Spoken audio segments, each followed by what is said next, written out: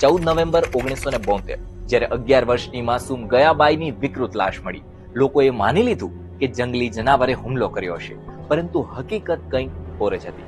મહારાષ્ટ્રનું માનવત ગામ, જ્યાં બ્રાહ્મણ ઉત્તમરાવના 2 વફાદાર માણસોએ આ બાળકીની હત્યા કરી હતી અને તેને પ્રાઇવેટ પાર્ટમાંથી કાઢેલું લોહી પીપળે ચડાવ્યું હતું. આ પહેલી હત્યા હતી. ત્યારબાદ 14 મહિનાની અંદર એક પછી એક બાળકીઓ અને મહિલાઓની હત્યા થવા લાગી, જેની પાછળ અંધવિશ્વાસ અને લાલચનો લોહિયાળ ખેલ હતો.